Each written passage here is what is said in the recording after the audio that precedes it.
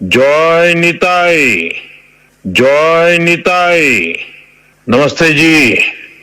নদিয়ার তাহিরপুরে যাওয়ার উদ্দেশ্যে রওনা দিলেও শেষ পর্যন্ত সেখানে অবতরণ করতে পারল না প্রধানমন্ত্রী নরেন্দ্র মোদীর হেলিকপ্টার।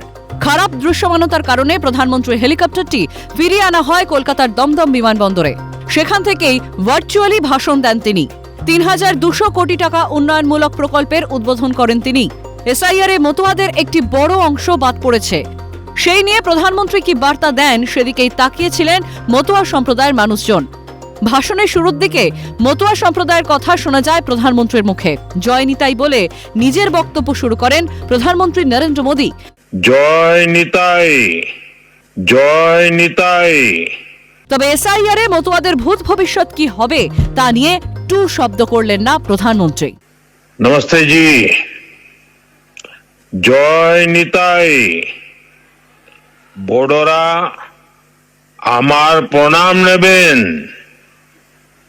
আমার সকল বঙ্গালী ভাইও বোনেদেরকে আমার আন্তরিক শুভেচ্ছা। এদিনের ভাষণে তিনি বলেন নদিয়ার সড়ক পরিবহন ব্যবস্থা আরো উন্নত হবে। নদিয়া হলো সেই ভূমি যেখানে চৈতন্যদেবের জন্ম, তার বাণী আজও জীবিত রয়েছে। সমাজ কল্যাণের কাজে মতুয়ারা অগ্রণী ভূমিকা নিয়েছেন। হরিচাঁদ ঠাকুর, গুরুচাঁদ ঠাকুর সেই পথ দেখিয়েছেন। মতুয়াদের অবদানের কথা তুলে ধরে বলেন এটা মতুয়াদের ভূমি, সমাজ কল্যাণে তাদের অবদান অনস্বীকার্য। বড়মা হরিচাঁদ ঠাকুর ও গুরুচাঁদ ঠাকুরকে প্রণাম জানিয়েছেন তিনি। नदिया वो भूमि है जहां प्रेम, करुणा और भक्ति का जीवंत स्वरूप श्री चैतन्य महाप्रभु प्रकट हुए।